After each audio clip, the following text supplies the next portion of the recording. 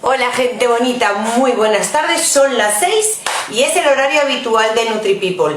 Hoy tenemos con nosotros a Maricruz Loaiza Cabo, que antes en la presentación he dicho Cano y me sonaba raro, y fíjate que tengo relación con ella y con su hermana, o sea que vaya delito, les he cambiado el nombre de su madre, pero bueno, es de justicia rectificar para que todos sepáis de quién hablamos.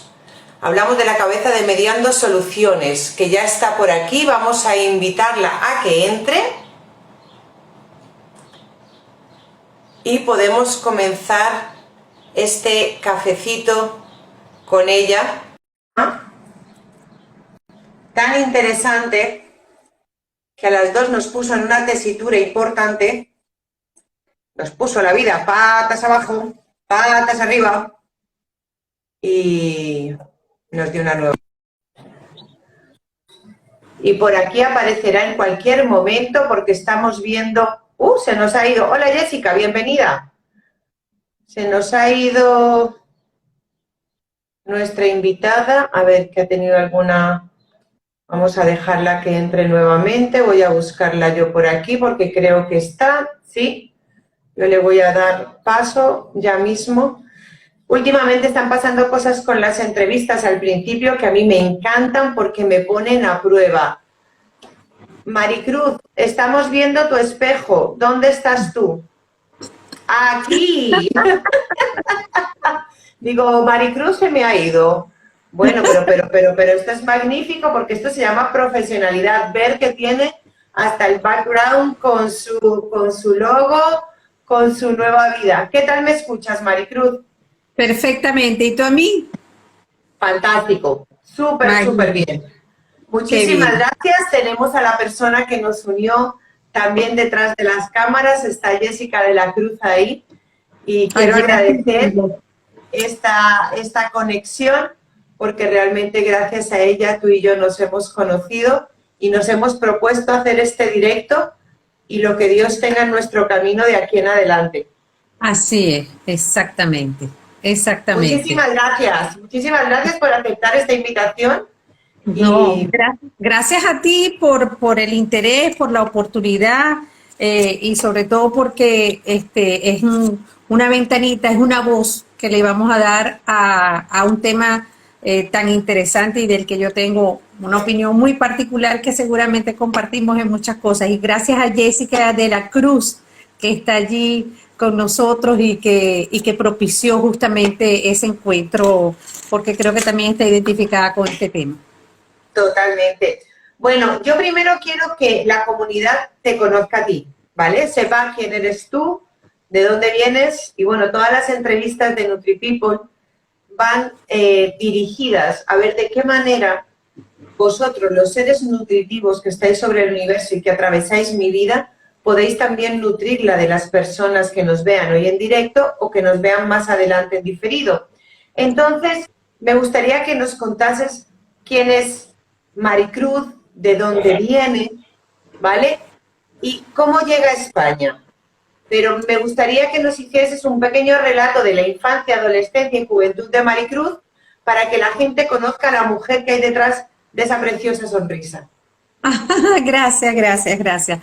Bueno, Maricruz, yo soy venezolana, nacida en Venezuela, nací en una ciudad que se llama Maracaibo, que es la ciudad más importante en Venezuela, donde está el centro de la explotación del petróleo en Venezuela, una ciudad muy calurosa, la tierra del sol amado, lo llaman, así como en Andalucía es la Costa de la Luz, la tierra del sol amado. Allí nací, allí crecí, allí estudié y me gradué como profesional y muy joven, una vez graduada, me fui a vivir a Caracas sola y bueno, allí continué mi carrera como abogado, yo soy abogada y es lo que he hecho toda mi vida, ser abogado, pues profesionalmente eso es lo que hago, ¿no? Pero en ese ejercicio de la profesión siempre estuve vinculada al derecho del trabajo, con lo cual me vinculé directamente con la negociación, la mediación, etcétera, porque siempre estuve metida en conflictos colectivos de trabajo. Estuve en todos lados, estuve como mediadora, estuve como empresa, estuve como trabajador, o sea, conozco esas tres aristas de ese problema, ¿no? Y bueno, Venezuela yo creo que es conocido por todos la situación, allí trabajé y fui muy afortunada, tuve éxitos profesional, ocupé buenas posiciones, gracias a Dios, muy bien todo. Llegaron las circunstancias que llegaron a Venezuela, políticas económicas, sociales, donde el sector salud se vio muy comprometido también. Y bueno, comenzó la migración de los venezolanos a tantas partes del mundo. Nosotros somos españoles de origen por mi madre, que ya murió, es española también. Mi padre vino a estudiar cuando, fíjate las vueltas que da la vida, cuando la dictadura en 1958, mi padre que viene a estudiar medicina a España, estudió en Cádiz, en Madrid. Pero en Madrid, tú sabes, ¿no? La marcha, la cosa, tal. Entonces, y decide venirse a la provincia de Cádiz, a la Universidad de Medicina acá en Cádiz. Y allí conoció a mamá. Y se casaron y se fueron a Venezuela. Luego con esta situación, nosotros, bueno, uno de mis hermanos que vivía, todos nos fuimos a Maracaibo, que vivía con mamá en Maracaibo, se iba a quedar ella sola porque mi padre muere hace ya casi 20 años del corazón, de imprevisto, pues, ¿no? Pero mami se quedó allá y ella, luego que se venía mi hermano, no se podía quedar sola. Entonces se va a vivir a mi casa, porque yo estaba sola, vivía sola. O sea, tú vivías sola, tú ya tenías tu vida hecha, tenías tu trabajo, tu organización, tu estructura, y mami viene y se muda a casa. Sí, exacto. En paracaídas. En paracaídas, exactamente. Bueno, ahí se trastorca un poco la vida, la rutina, la cosa, porque bueno, no estaba acostumbrada. Desde los 25 años me fui a vivir sola. Y dame un segundito, Maricruz. Yo me imagino que muchas de las personas que hoy nos pueden estar viendo o nos van a ver más adelante, en este momento saben ya lo que significa que un padre o una madre o una pareja de padres vengan a pasar unos días en casa. Que cuando pasan muchos días, pues pueden pasar muchas cosas. Entonces, sí, cuando mami viene con una temporalidad indefinida, o sea, casi permanente, es algo así como, ¿qué hago yo con mi vida? ¿No? O sea, esto creo que fácil no va a ser. Sí, te rompe todos los esquemas, ¿no? Se invade la rutina. Yo no ofendo su memoria, ella verdaderamente que lo trató de hacer muy bien, trató de ser muy respetuosa, pero bueno, no es lo mismo, la vida te cambia por completo, pero por completo. Entonces, bueno, pero tenía que seguir adelante, pues, o sea, es que no había otra alternativa, en principio no la había, pues, ¿no? No era tan fácil otra alternativa. El asunto es que ella llega allí, chica, y luego se viene mi hermana a España también como inmigrante. Y bueno, y ahí sí me quedo yo, porque ella siempre, bueno, que si los fines de semana iba a casa y me ayudaba, etcétera, en fin. Y ahí sí Vamos me quedo a ponernos en situación. Tú estás en Caracas, tú de Maracaibo te mudas a Caracas, en un momento dado, por las circunstancias, tu hermano se ha ido, tu madre viene a casa, pero no contentos con eso, tu hermana también se va. Sí, exactamente. Por lo tanto, mamá pertenece a Maricruz. Exacto. Había dos hermanos varones, uno que siempre estaba viajando, o sea, con él era imposible, y el otro sí, con su casa, su familia establecida, pero vivía en la montaña, entonces mamá no quería ir, mamá quería estar conmigo, además, ¿no? Bueno, porque yo estaba sola, entonces ella se sentía pues como más a gusto, y eso es comprensible también, ¿no? Bueno, entonces se va mi hermana. Pero justo ese año que mi hermana se va, a mi madre le diagnostican un cáncer de mama y tiene que someterse a una mastectomía radical bilateral. Aquello la trastocó mucho. Mi mamá siempre fue una mujer, además de preciosa, muy coqueta, ¿no? Sabía de que ella era muy bella, en fin. Y eso le afectó bastante, a pesar de que lo llevó de una manera admirable, pero no dejó, pero digamos que mentalmente le afectó mucho, ¿no? Se empezaron a ver algunos cambios allí. Y bueno, eso la puso en peores condiciones, quiero decir, en cuanto a su conducta. Y yo estaba por terminar mi tesis doctoral en la universidad. Y entonces, bueno, en fin, total que yo digo, mira, ¿sabes qué? Y fue muy difícil los tratamientos, etcétera, por la situación salud en Venezuela, por el sector salud. Entonces decimos, bueno, mira, lo mejor que podemos hacer es, bueno, que regrese mamá a su tierra. Allí, por lo menos va a tener una vejez más digna. Mi mamá no podía salir de casa por la inseguridad personal. En fin, para hacer el cuento largo corto, bueno, vamos a España, que allá va a estar mejor. Ella puede salir libremente, puede ir a la iglesia sola, con las amigas, la hermana se conecta. Aquí hay centros de día donde ella puede ir tranquilamente a compartir, hará amigos, porque ella hacía amigos en cada esquina. El asunto es que cuando llegamos a España, la historia cambia por completa.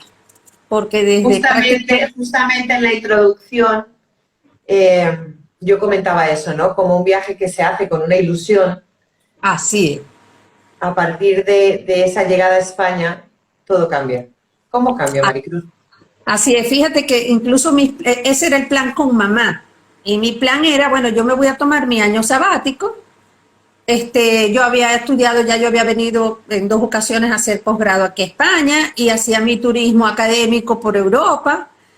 Entonces, bueno, mi plan era, instalo mamá, paso el veranito, llegamos a España un 18 de julio de 2018. Llegamos a España, yo me voy a pasar el veranito aquí, digo, voy a mi actualización profesional y allá voy evaluando cómo es la cosa, a ver si yo decido exilarme en España de una vez. En España. Ajá. Me vengo con esa intención realmente, porque bueno, cerré apartamento, renté apartamento, todo, pero yo dije, en un pie aquí y otro allá. Si la cosa no me va bien, pues yo me regreso, yo tengo allí mi piso, y Perfecto. Sigo mi vida. Dicho mejor, ya al final estaba tan desesperada que dije, no, mira, ¿sabes qué? Yo voy, dejo a mamá, paso el verano y me regreso. Y entonces con calma ya pienso, bueno, ok, me voy, no me voy, qué hago, etcétera, etcétera. Pero allí, pues bueno, el desenlace de los acontecimientos aquello fue disruptivo realmente. Desde que mamá puso un pie en Madrid, nos dimos cuenta, o sea, ¿qué pasó aquí? Mamá no sabía dónde estaba. Y mira, no teníamos 15 días acá cuando mi mamá se perdió mi mamá, se salió de la casa y se perdió. Entonces no teníamos 15 días, entonces por supuesto todas las alarmas, ya en Madrid se habían encendido las alarmas y dijimos, bueno, pero mientras que buscábamos el neurólogo, nos empadronábamos, tú sabes, todo ese proceso, ¿no? Ocurrió lo que ocurrió y bueno, mi amor, allí la historia comienza a cambiar por completo. Porque, bueno, efectivamente a mi mamá se le desarrolla su demencia de manera... Vosotros os bajáis en Madrid y ya en Madrid sucede algo. Que os dice, hey, claro. Empieza a pasar. O sea, 18 de julio del 2018 te bajas del avión y ya directamente sucede algo. O sea, parece que en el vuelo de Caracas a Madrid algo sucede que se empieza a manifestar cuando llegáis aquí. Es una característica justamente de esta enfermedad, que esa memoria espacial que llaman, esa memoria espacial se pierde muy rápido y ese cambio de Caracas a España, bueno, ni hablar del jet lag, me imagino cómo lo pasaría, ¿no? Ella es que no sabía dónde estaba, es que ella no sabía, ella veía la puerta de Alcalá de Madrid y cantaba como Sarita Montiel, pero tú le podías decir, sí, mamá, es que esto en Suiza es muy bello, ¿verdad? Sí, es que Suiza es preciosa. ¿Me explico? O sea, estaba claro, nosotros nos íbamos a quedar unos días en Madrid, de hecho lo hicimos. Allí mi hermano fue al encuentro y no lo reconoció. Dios. Entonces decimos, bueno, nada, no hay nada que hacer. Permíteme un instante, porque yo aquí, la gente que viene siguiendo el canal, sabe que yo hablo de vez en cuando del documento de voluntades anticipadas. Ajá. Y cuando yo le hablo a la gente del documento de voluntades anticipadas, muchas veces me resulta complicado, porque depende de las circunstancias de las personas que tienes delante, explicarles cómo la voluntad se pierde en un instante. Y un instante no tiene una medida de tiempo de te doy un mes. No. Un trayecto, un vuelo, y cuando llegas al otro lado, todo ha cambiado. Por lo tanto, las decisiones que no tomes inmediatamente, posiblemente nunca tengas tiempo de tomarlas porque no estarás en condiciones de hacerlo. Sí, qué bueno que tocas ese tema porque esa es una recomendación importantísima. Cualquier persona que sea lastimosamente diagnosticada con esa enfermedad, pues tiene que tomar medidas inmediatas. Cuidado si cuando el diagnóstico llega ya no es muy tarde. Pero inmediata, nosotros no pudimos hacer nada, absolutamente nada, era imposible. Intentamos con un notario, con el notario acá, por lo menos para el manejo de la cuenta en el banco, pero no, claro, el notario, yo le hablé con toda franqueza al notario, y el notario me dijo, bueno, yo voy a interrogarla, o sea, voy a conversar con ella, a ver. Y ella, bueno, no sabía lo que estaba pasando, se puso a llorar, claro, porque él la llevó aparte, la separó de mí. Oh. Entonces yo dije, no, no, no, no, no, no, no, esto no, bueno, ya veremos Fíjate, cómo. Maricruz, que yo en ese sentido fui muy afortunada, porque mi padre tuvo un día de lucidez, tuvimos la suerte de que nos mandaron una oficial a casa, y en el momento que la oficial, o sea, fue fantástico, porque yo estaba segura de lo que él estaba haciendo. A todo lo que ella le decía que sí, él le decía que sí. Y a todo lo que ella decía que no, él le decía que no. Entonces, ella le dijo, ¿usted le quiere dar poder a su hija para que actúe por usted? Y él, claro, si tenía que decir que sí, decía que sí. Y dijo que sí. Claro, Si a no, no nosotros, hubiera sido posible nada. claro, claro, nosotros intentamos hacerlo y había salido bien. Y ella estaba relativamente confiada, y el notario habló con ella delante de mí, pero cuando a ella se la llevan aparte a la oficina del notario sola, ella se sintió, bueno, sin su lazarillo, ¿no? Vulnerable.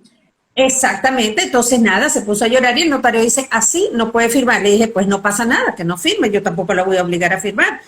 No era un documento de disposición, era de simple administración, pero es importantísimo, importantísimo esa recomendación de tomar medidas legales. Todos dicen, busca el psicólogo, busca el psiquiatra, un buen neurólogo y un buen abogado.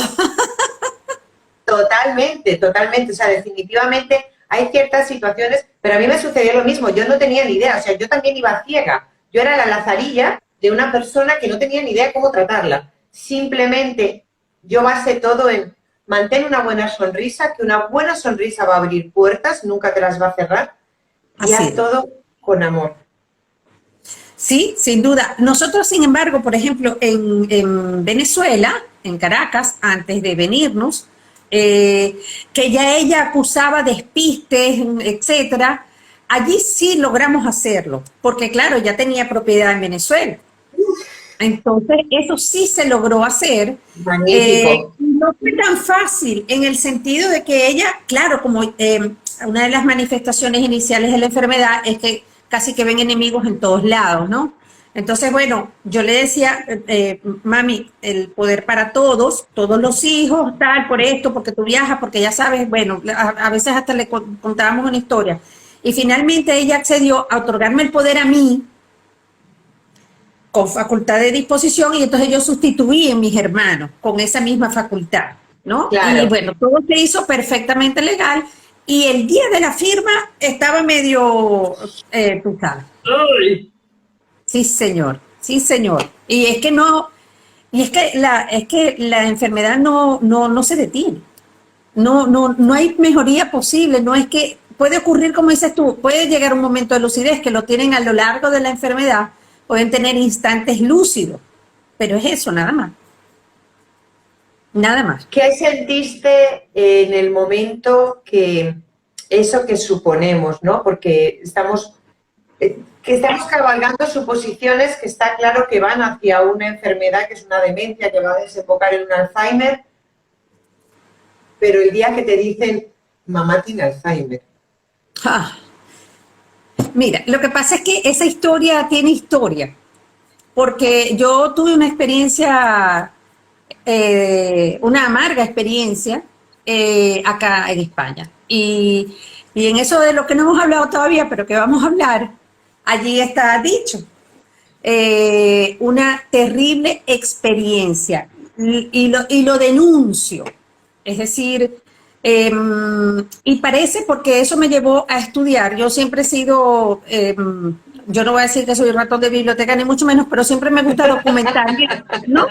Y bueno, empecé a documentarme al respecto. Y resulta que efectivamente los médicos es una enfermedad realmente de la que se estudia mucho en relación a su cura, ¿ok? Pero no se sabe todo sobre la misma enfermedad. Entonces hay mucha reserva por parte de los médicos al grado de que no se atreven a hacer el diagnóstico con todas sus letras. Entonces, demencia vascular, no sé qué, y demencia senil, no sé qué, no sé cuánto, y todas las características del Alzheimer, ¿entiendes? Cuando mi mamá llega aquí, ella realmente, ella entra primero a un centro de estimulación cognitiva, antes incluso que la vea el neurólogo. Ya las psicólogos, por supuesto, la habían diagnosticado, o sea, está claro que es un Alzheimer, etcétera, porque demoró mucho que la viera el neurólogo. Fíjate que en ese sentido, mi padre lo padece en Colombia. Y en Colombia fue inmediato el neurólogo, la neuropsicóloga. O sea, es increíble cómo en muchas ocasiones cuando pensamos en Latinoamérica, desde este lado del mundo, hablan de países tercermundistas. Y yo que lo he vivido durante 20 años y que lo he vivido con mi padre, en muchas cosas están a la cabeza en muchos tratamientos y en mucha evolución médica. Yo me encontré, la que estaba perdida era yo, pero los médicos que lo estaban atendiendo a él estaban cualificados perfectamente para atender el proceso que venía de deterioro cognitivo y todo lo demás. Mira, te voy a decir algo. Yo no voy a hablar de sus capacidades técnicas, vamos a llamarlo para darle un nombre, ¿no? Que tiene que ver con su competencia profesional. Pero sí te puedo hablar de la calidad humana. De eso sí. Verdaderamente, con sus honrosas excepciones, porque por supuesto no me gusta generalizar, pero hablo por mi experiencia personal y la de mi familia. Correcto. Fue una experiencia que yo no le deseo a nadie. A nadie. Verdaderamente que cuando tú vas al médico, chica, tú no vas al médico a tomarte un café. Ni te vas a tomar un whisky, ni un vino. Sí, no, sí. no, no. A mí me encanta la pregunta directa de los médicos cuando abren la puerta. ¿Cómo está usted? Hombre, si estuviese bien no estaba aquí. No quisiera venir. Te puedes asegurar que yo, si me quiero tomar un café, te cito enfrente, pero no dentro de la consulta. Claro, claro. Entonces, cuando tú entras a un consultorio y además te encuentras allí a un personaje, ¿no? Que tú no sabes, coño, está respirando y tiene vida porque mueve los dedos en el teclado, ¿no? Es que no te estoy exagerando. Yo lo describo con todas las comas, puntos y comas, porque fue verdaderamente desagradable. O sea, tú vas con tu madre en las circunstancias en las que está, y para hacer el cuento largo, corto, tú terminas preguntando, doctor, y te señala el papelito que te está dando. Eso es muy fuerte. Eso es muy fuerte. Un médico con una sonrisa, chica, ya tú sales bien, ¿vale? Del consultorio, así te estoy diciendo Totalmente. Lo que sea, ¿no? Porque tú vas a refugiarte en el profesional, en un médico fundamentalmente, ¿no? Esa no fue nuestra experiencia. Yo pedí cambio aquí, claro, estoy hablando de un médico de la Seguridad Social, nosotros nos fuimos al médico privado, bueno, quizás hasta por desconocimiento, porque que si es muy costoso, que si sí, que si no, que lo tiene que ver la Seguridad Social para que entonces le reconozcan tratamiento. Estábamos como perdidos, entonces decidimos quedarnos por esa vía, ¿no? Claro. Y yo pedí cambio del médico, y efectivamente me hicieron un cambio. Mira, me tocó otro. ¿Qué te puedo decir?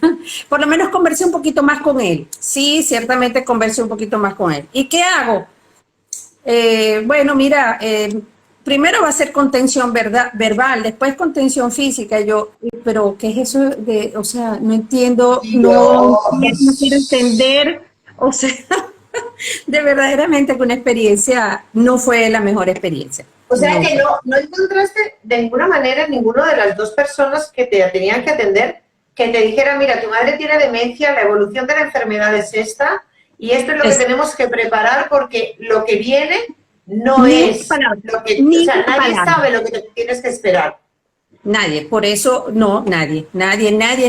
Por eso es que yo deseaba verme, yo deseaba tanto verme en los ojos de alguien, en las huellas de otra persona, para poder ver el camino. Yo no, todos nosotros.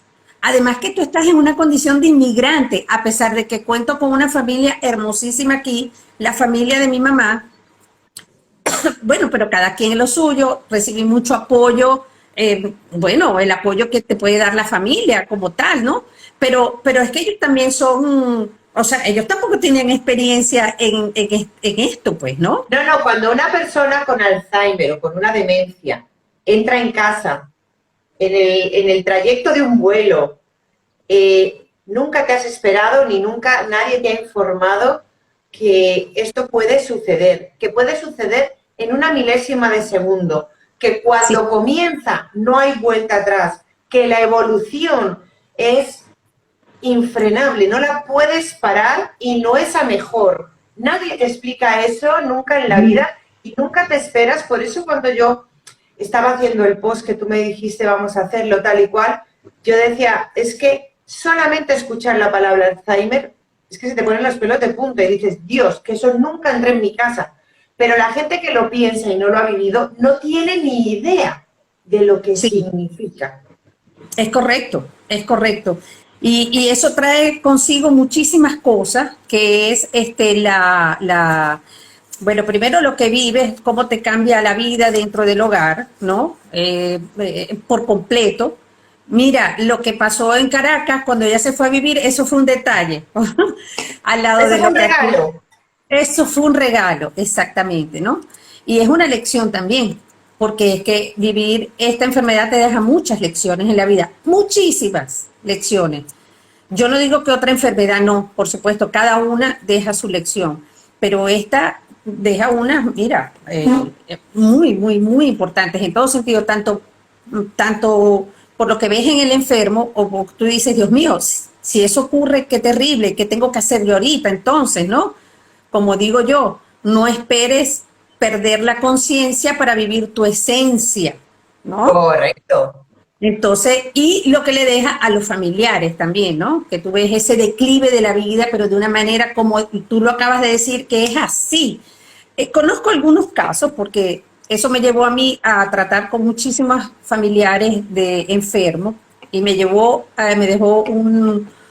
bueno, tomé una decisión en la vida bien importante a raíz de la enfermedad de mi mamá, que fue justamente llevar un poco de ilusión de empatía, lo que te acabo de decir un poco, o sea, que cuando tú ves en otros ojos lo que a ti te está pasando y tú ves que hay unas huellas que tú puedes seguir, tú te sientes más tranquila. Entonces yo dije, bueno, eso fue lo que yo no tuve, yo voy a ver si yo lo puedo este, ofrecer, pues dárselo Claro, a los que tienen la lo misma. transmites y de esta manera contribuyes a que si alguien va a pasar por ello, pueda tener un poquito de... Porque como dice Jessica, que nos manda un mensaje muy bonito, te hace sentir en la más absoluta soledad.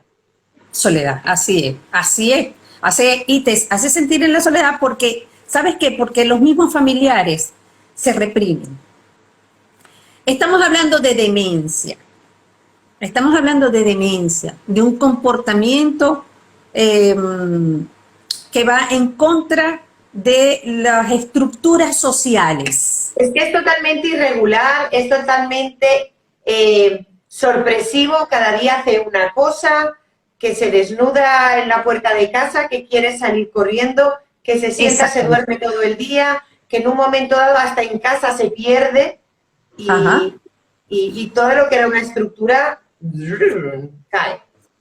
Cae, exactamente, como digo yo por allí, los planes, o sea, el Alzheimer entra por la puerta y los planes salen por la ventana. Totalmente, Así, totalmente. así de ¿Cuánto sencillo. tiempo vivís esta situación hasta que tu madre fallece? Mira, fue apenas, nosotros llegamos, yo te dije ahorita, nosotros pisamos Madrid el 18 de 18 julio del de julio de 2018. 2018 y mi madre muere un 18 de julio de 2021. Es increíble cuando me comentaste la causalidad, ¿no? De Ujú. justamente 3 años después, en la misma fecha que pisa España, ella decide hacer su viaje final. decide hacer su viaje final, exactamente, en verano y un domingo, que eran días que ella, bueno, a ella no le gustaban los domingos, nada más le gustaba porque Fíjate, iba para misa, pero no le gustaba para nada los domingos. Pero el verano una, sí lo lograba y bueno, se fue un verano, por lo menos en la fecha que en el tiempo que le eso gustaba. sí es cierto, ya te dije yo que esa fecha para mí es muy señalada, porque mi abuelo paterno que me crió, el cumpleaños es el 18 de julio. Digo es y ¡Wow! murió hace 32 años, ¿eh? O sea, pero vamos a ver, esa fecha siempre, siempre, siempre será especial en mi vida. En esos 3 años, desde el momento que hacen el diagnóstico, que no te lo explican, No. ¿cuáles son los eventos que más marcan tu vida y la vida de tus hermanos? O sea, ¿cuáles son las situaciones que vivís con tu madre? Porque para mí 3 años ya es un tiempo brutal. Conozco casos de 14, 15, 16, 17 años con una Sí, persona en estas señora. condiciones. Sí, señora. Entonces, realmente mi padre fueron 5 años, tu madre 3, pero fueron 5 años de muchísima autonomía hasta que hay un golpe, que es cuando yo me desplazo a Colombia. Pero fueron 5 años en que empezaba esa evolución, ¿no? O sea, que se desarrollaba la enfermedad. Vosotros lo vivisteis 3 años. En esos 3 años, que tú digas, Dios, es que estas situaciones, si yo se las pudiera evitar a alguien, no lo dudaría. Y por eso tienes en el horno lo que nos vas a contar ahora. Mira, una de las cosas que para mí me causó mayor impacto de la enfermedad de mi mamá, yo diría muchas, ¿no? Obviamente, pero una de las que yo recuerdo que más me impactó fue cuando ellos están deambulando dentro de la casa. Este, este, Me acabas de trasladar, ¿eh? Me acabas de trasladar a mi 2020. Yo tengo muchas fotos de él en las que me hubiera gustado en muchas ocasiones poderme meter en su cabeza porque era un paso lánguido, una mirada siempre a no se sabe dónde, que me dejaba atónita totalmente. Mira, nos está diciendo Manuel Fernández, dice, ay, Manuel. excelente live, el Alzheimer es un viaje con una realidad paralela que no es fácil de acompañar. ¿Qué nos vas a contar, Manuel? Muchísimas gracias por el comentario. Gracias, Cuéntame Manuel. Manuel. cómo era el deambular de tu madre. Mira, gracias Manuel. Manuel me ha acompañado a mí en eso, en esa terapia que hice yo durante un tiempo, justamente con ocasión de esto, ¿no? Fíjate, el deambular, cuando, ¿qué ocurre? Esto ocurrió, lo que te voy a contar ocurrió durante la pandemia, imagínate. Encerradas las 4 mujeres en las 4 paredes, ¿no? Entonces, ¿qué ocurre? Las cámaras en casa no eran suficientes, o sea, porque es que no tenías tranquilidad, porque ella podía hacer cualquier cosa. Entonces, en el salón, tú conoces, bueno, quienes no han vivido en España, cómo son los apartamentos, los pisos en España tienen su salón cerrado. Entonces, claro, pusimos los pestillos, etcétera, para tener un momento de solar, ver la Tranquilidad. televisión y que mami estuviera con nosotras, ¿no? Pero el salón era relativamente pequeño. Entonces, una puerta daba a las habitaciones, otra puerta daba a la cocina, a la puerta de salida, etcétera, ¿no? Entonces ella iba de una puerta a otra, de un lado a otro, y en la puerta llamaba como si estuviera una persona del otro lado, y del otro lado hablaba con esa otra persona, o mamá, tal. Yo, por supuesto, yo no estaba viendo televisión, yo no estaba viendo nada, yo estaba viendo aquello, y para mí fue dantesco, de verdad que fue dantesco. Yo decía, Dios mío, no puede ser lo que yo estoy, porque además ella estaba linda, bella, preciosa, enterita, todo, y yo decía, Dios mío, no puede ser, o sea, es otro mundo. Esa es una de las cosas que más me impresionó a mí, verla deambular, o cuando lo hacía en las noches que no podía dormir o algo así. Uf, Terrible, terrible, terrible, terrible, terrible. Y luego, bueno, la desorientación, como dices tú, dentro de la misma casa, ¿dónde está esto? ¿Dónde está lo otro? Que se te aparece en la noche en la habitación, ¿no? Y se te paran los pies en la cama. es que te prometo que cada palabra que dices me trasladas a ese momento y te puedo decir que en ocasiones fue hasta jocoso, o sea, era tan surrealista todo que a Nosotros, veces no había nosotros más echamos remedio que reír. nosotros echamos mucha mano del humor. Alguien nos decía, las van condenadas directo al infierno. ¿Tienes Pero es un que no hermano podían. que se llama Osman? Ah, ¿Tienes un hermano que se llama Osman? ¿Osman? como si fuera mi hermano mayor, es un primo hermano en Barcelona. Ajá. Bueno, pues acaba de conectarse, te lo digo por si le quieres saludar. Muchas Saludos, gracias por Osman, me encanta que acompañarnos. estés aquí. La verdad es que Gracias. si el humor no existiera, en estas situaciones podríamos reventar. Sí, y otra cosa que eran, bueno, por supuesto la fase final cuando ya cuando ella, por ejemplo, regresó prácticamente a posición fetal, ¿no? Oh, Y eso es muy duro, muy, muy, muy duro, y la pérdida de peso, etcétera, ¿no? Pero lo otro era darte cuenta, que eso es algo que quiero rescatar yo, que es la autenticidad de la que te hablaba ahorita, o sea, que uno tiene que ser auténtico, uno no tiene que guardarse nada, no tiene por qué vivir de acuerdo a los convencionalismos sociales. Bueno, claro, nuestros padres fueron criados de una manera determinada, ¿no? Entonces, ver cómo afloraba, cómo salía aquello que te queda en el subconsciente que ya tú no puedes dominar, ¿no? Ya no lo totalmente. puedes dominar porque no tienes las capacidades para dominarlo. Como digo, entonces sale aquello que dejas en el reducto de los desechos tóxicos, ¿no? Entonces, eso también me llamaba la atención y decía, pero ¿por Pero qué? bueno, gráficamente, esto que estás diciendo, ¿qué quiere decir?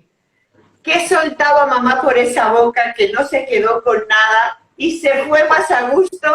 Porque a mí mi padre me dijo un día, que te juro que realmente tenía toda la razón.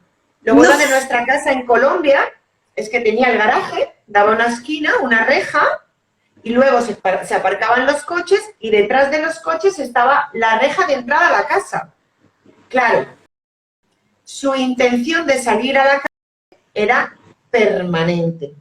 Si él salía a la reja de donde estaban los coches, pues no hubiera habido ningún problema como lo había hecho los 40 años anteriores. Pero es que salía a la reja y se desnudaba. Por lo tanto, y la gente que le conocía, mi padre era una eminencia, fue una eminencia, era catedrático y lo conocía muchísima gente. Entonces, muchísima gente pasaba por casa y saludaba al doctor Mogollón. El doctor Mogollón empezó a desnudarse en la calle. ¿Qué hizo su hija por protegerle? Cerrar la reja de salida de la casa al parque. Y un día, en su desesperación, agarrado a la reja de la puerta, me dijo, quiéreme, pero no me encierres. ¿ves? Y en ese mismo momento se me fue el alma a los pies y dije, ¿quién soy yo para impedir que mi padre se desnude en su casa? Que haga lo que le dé la gana, porque todavía tiene una reja inmensa que le protege del exterior. Pero Exactamente. claro, en esa situación entre su integridad, posiblemente la de la familia que se quedaba, tratar de pensar por todo el mundo y creo que cometer el error más grande, en mi caso, que fue no preguntarle a los demás si lo que yo estaba haciendo les parecía bien o no. Exactamente, que uno no sabe qué hacer. Mira, un psicólogo americano cuyo nombre no recuerdo ahorita, que yo lo cito, que él habla de la psicología social maligna, algo así, ¿no? Pero entre comillas. Porque ¿qué nos ocurre a nosotros los cuidadores? Que nosotros no los dejamos hacer. Y no es fácil no dejarlos hacer, pero entonces uno no tiene la capacidad de evaluar hasta dónde, y a veces hay prejuicios sociales, ¿no? O sea, no quieres, callas al enfermo, como no hace bien las cosas, ya no lo hagas más, lo voy a hacer yo, y eso es sumamente dañino para ellos. Tú te anticipas a la próxima etapa que va a llegar ya, llega de un día, como tú lo dijiste al principio, llega de un día para otro y no lo deja. Mira, ¿cuántas veces, yo lo digo, porque yo digo lo que todos callan, ¿ok? Este, ¿qué digo yo? ¿Cuántas veces no mandé yo a callar a mi madre? Mamá. Bueno, yo en ese sentido mamá, sí tuve una buena indicación y fue por un libro. Mira, nos dice Jessica de la Cruz, mi abuela me reconoció minutos antes de fallecer, tras un año sin saber quién era yo. Dios, la sensación tiene que ser maravillosa, esa despedida tiene que ser absolutamente magnífica. ¿Qué es lo que todos callan, Maricruz? Vamos a entrar directamente en eso que todos callan, porque eso que tú estás diciendo del convencionalismo social, yo no sé si cuando entramos en una enfermedad de esta sin saber qué vamos a hacer por el camino, pensamos que esto se va a revertir y preferimos no comentarlo en ocasiones, hasta que es tan evidente, que no tienes más remedio que... Pero posiblemente es tarde. Mira, yo soy una convencida, y no soy la única, pero yo estoy convencida de que los enfermos de Alzheimer y sus cuidadores son los grandes excluidos. Son víctimas de la exclusión. La sociedad no está preparada para entenderse, ¿sí? Entenderse o entender a una persona con demencia, pero que todavía está en condiciones de ir a la calle. Pero no estoy hablando del demente bueno, que ya realmente llega un momento en que no pueden salir, pero porque su condición física, no la mental, no se lo permite, ¿no? Pero, Correcto. por ejemplo, conozco producto de la investigación y de 2 casos conocidos, que cito, personas que han sido diagnosticadas precozmente y les han dado de baja inmediatamente en el trabajo. Pero eso no ha sido lo peor. Lo peor es que compañeros de trabajo que se han encontrado con esta persona en la calle, baja de su vida. Los ignoran como que si ya no pudieran hablar con nadie, y la persona está consciente, se da cuenta de lo que está, de que son excluidos. Eso es terrible. Eso a mí me parece terrible. Me parece lindo lo que dices. Pero callamos también los familiares. A mí me ocurrió. Estoy de acuerdo. Mira, yo en ese sentido creo que papá tenía un privilegio, y es que se reunía poco con su familia, pero mientras yo estuve allí, en 3 ocasiones tuvo la oportunidad de reunirse con ellos, porque yo le pregunté a él, papá, ¿qué extrañas? Y extrañaba ir donde un familiar, y le pregunté si podíamos ir, y ese día reunió a varios de los primos. Mira, era una sensación de, por un lado, de despedida, ¿vale? Porque no sabían si se iban a volver a ver. Y por otro lado, obviamente empezaba ya estábamos a punto de pandemia, o sea que también nos pasó lo mismo, pero fue genial como hubo un complot de amor en el que todos le llevaban la cuerda, todos se acordaban de lo que se acordaba él, porque habían vivido la juventud juntos. Así Entonces, que si fulanita de tal, que si la tienda de la esquina, que cuando íbamos al colegio, y era absolutamente magnífico. Dice Jessica que se acordará de esa despedida hasta el día que se reúna con ella. Evidentemente es algo que honramos desde aquí, porque definitivamente es espectacular. Sí, mi mamá contando. Pues vamos a meternos un poquito más de lleno, porque tenemos 15 minutos, porque quiero que la gente sepa que lo que todos callan es el libro que Maricruz va a publicar hablando de esta experiencia, para que cualquiera que se esté reflejando en lo que ella está comentando pueda encontrar sus herramientas ahí, y si desafortunadamente tiene que transitar ese camino, sepa que las hay, sepa que se puede agarrar de este libro, puede, por supuesto, contactar con ella, porque aquí vamos a dejar todos los datos, y puede dar pasos firmes en un camino que es empedrado, pero que se puede transitar. Sí. Cuéntanos claro qué es lo que todos callan, sin desvelar eso que va a hacer que todos tengamos tu libro. Una de las cosas que callan, y ahora que justamente te estás refiriendo a las personas que pudieran conectarse con lo que allí se va a decir, y que no es más que verse en ese espejo, y que ese libro no tiene más que relatos de historias reales. La mía, por supuesto, que es la principal, que es la vivida de primera mano, ¿no? y donde justamente me doy cuenta de lo que todos callan, ¿no? Y una de las cosas que callan, por ejemplo, ya te dije que muchas veces callamos al enfermo, pero los cuidadores callan sus sentimientos y eso hace mucho daño. Eso hace mucho daño, porque hablábamos al principio de esta hermosa conversación que te modifica la vida por completo, ¿no? Y esas modificaciones que trae la enfermedad a tu vida, pues bueno, tienen un efecto en ti. Hablo por mí, por ejemplo. Bueno, yo traía un plan y la vida me cambió por completo. Y es que yo no quería vivir esa vida, o sea, yo quería seguir con mi profesión, yo quería seguir trabajando. El mundo te pasa como por el costado así y tú te quedas como en el medio de la autopista de pie detenido, sin poder avanzar porque la enfermedad no te deja avanzar. O sea, el cuidado de ellos no te deja avanzar porque ellos requieren un cuidado de 24/7. 24/7, Totalmente, totalmente. exacto, ¿no? No los puedes descuidar. Dicen es como un niño. Bueno, no es como un niño, pero sí tienes que cuidarlo más que un Yo niño. siempre he dicho que las cacas de un señor mayor o de una señora mayor no son las de un bebé.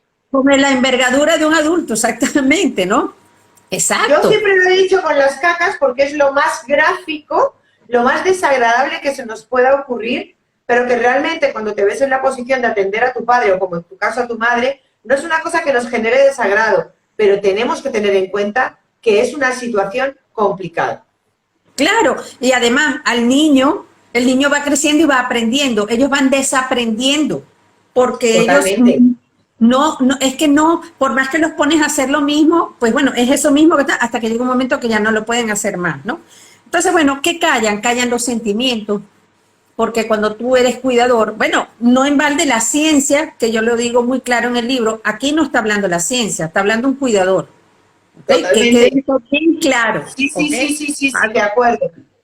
Bueno, pero la ciencia sí habla del síndrome del cuidador quemado, ¿entiendes? El Totalmente. El agotamiento burnout físico, lo sufrimos mental, se todos. enferman, forman parte de las estadísticas, el consumo de fármacos por parte de los cuidadores.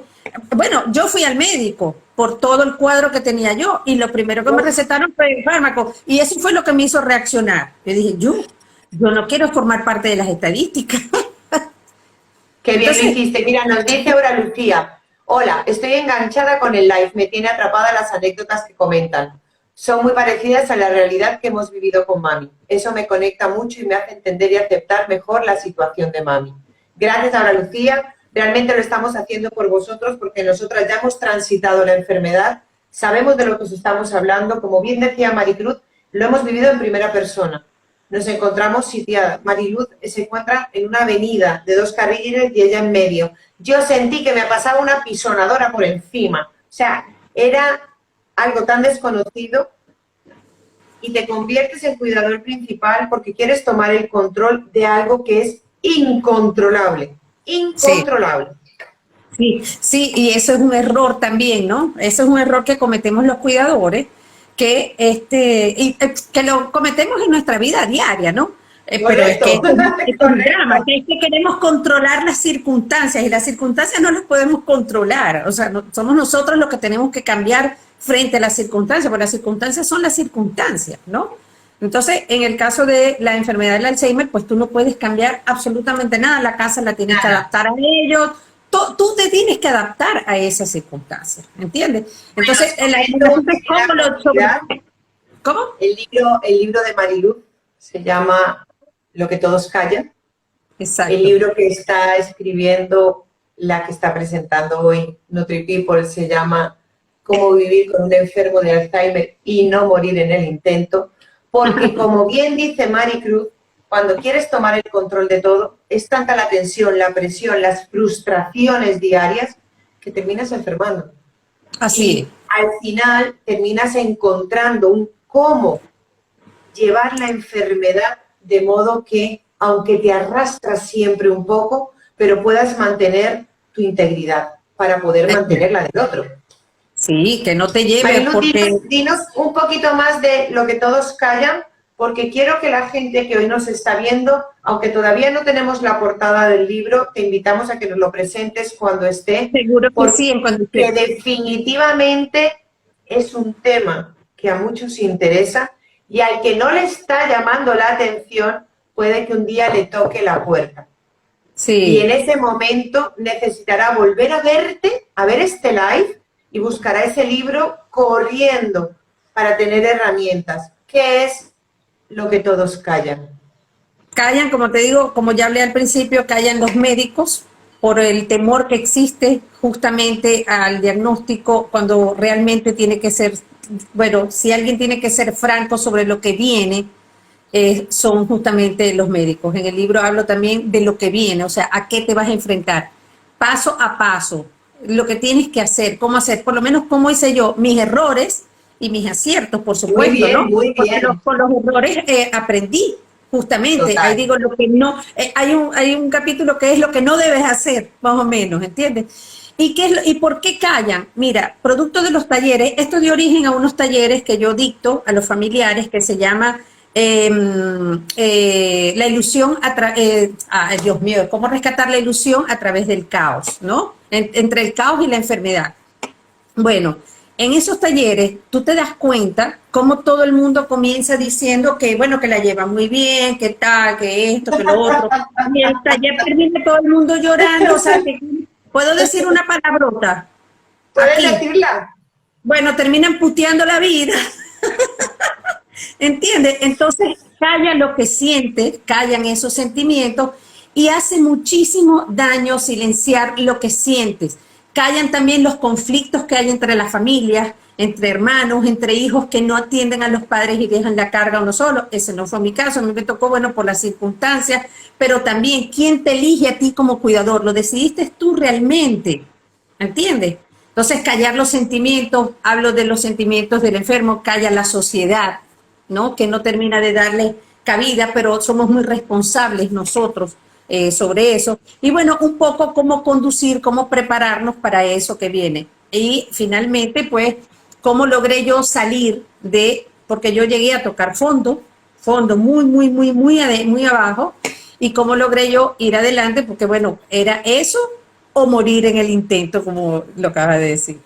Totalmente. Gente bonita, es Maricruz Loaiza Cabo. Si os encontráis en una situación como la que está ella comentando, por favor, volver a ver este vídeo. Abajo vais a tener toda la información de cómo poneros en contacto con ella. Los talleres son muy importantes, las emociones que afloran cuando tenemos una dificultad. Tratamos, como dice Maricruz, de taparlo. Todo está bien, porque yo a mi padre, a mi hermano, a mi sobrino, como lo quiero tanto, yo haría lo que fuese. No, no es así.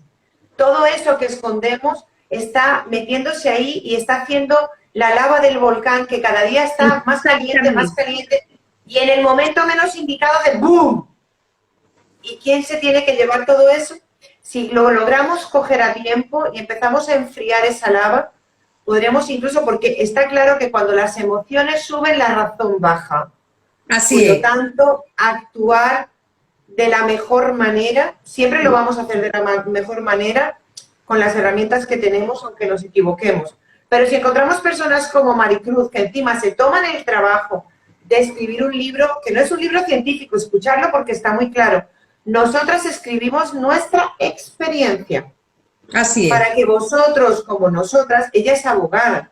Yo soy licenciada en Biología y Química. No tenemos ni idea de medicina, ni de ciencia, ni de Alzheimer.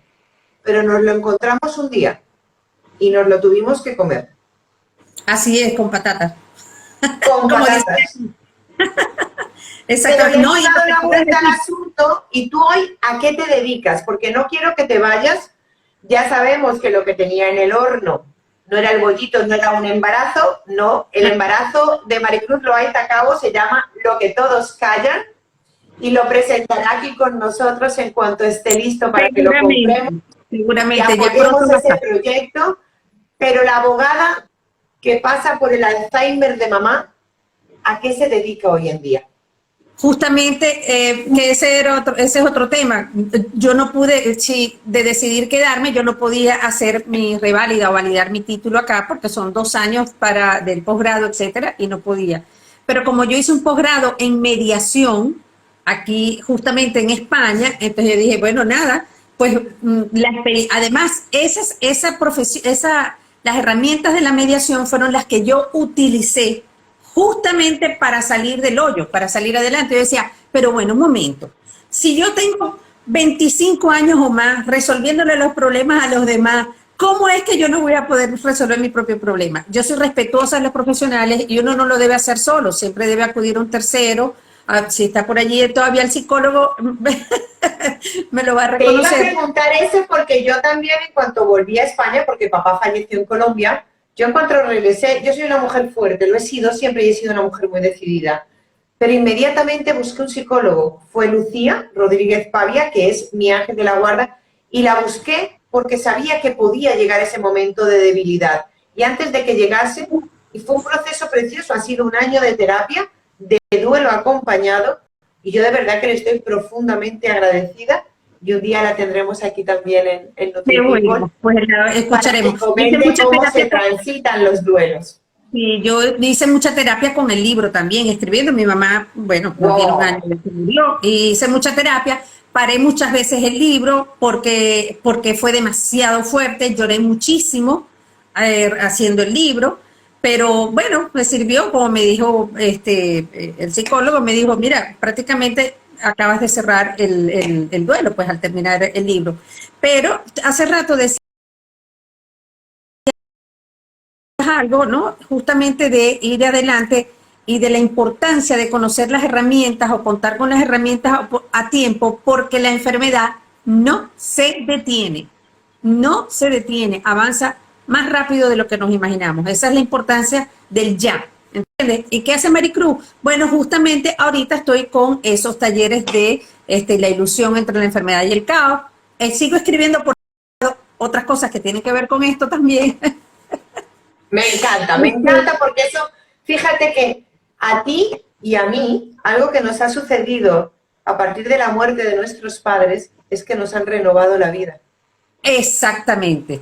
El aprendizaje, la enseñanza, yo hablo de eso en el libro abiertamente, de cómo tenemos que aprender, de cuál es la pregunta esencial, cómo tratar de ver un poco qué es lo que Más se allá. está pasando en la vida, exactamente. No el por qué, sino el para qué. ¿Y para Totalmente. qué?